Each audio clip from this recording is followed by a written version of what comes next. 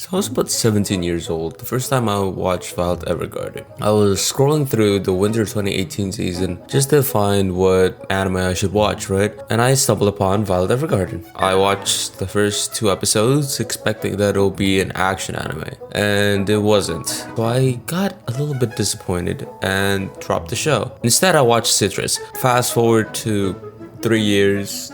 It's 2021, and I was talking to this girl in my class, and I asked her, "Hey, what's your favorite anime?" You know, just to spark up a conversation. She said Violet Evergarden, and I was quite shocked.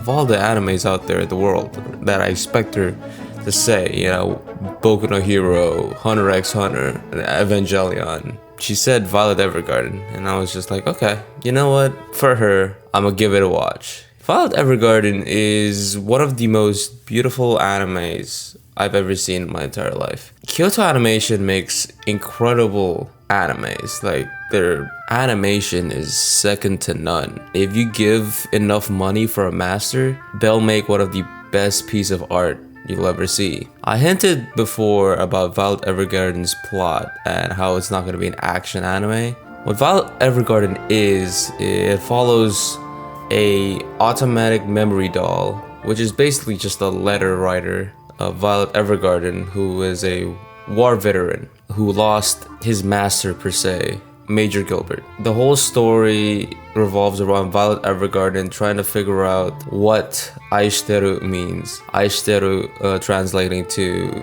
I love you in English. It's a very cheesy ass plot, but every episode is structured in a way where it's sort of like a mini arc on the little jobs that Violet Evergarden does being a doll.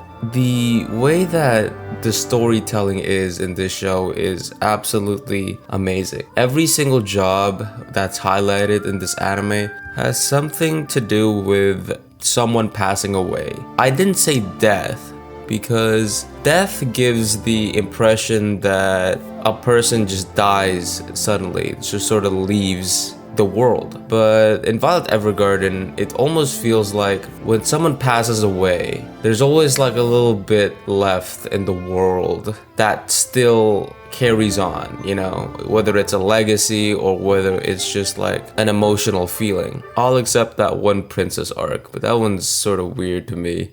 I mean, you got a 24-year-old dating a 14-year-old, that's like wild as shit, not gonna lie. And the Iris arc was sort of weird and didn't lead to nowhere, but the arcs that revolve around death to me are the best arcs. And call me the sadistic motherfucker, but the storytelling in those arcs are just so sad and just perfect. The OST really helps on to just bang in that emotion.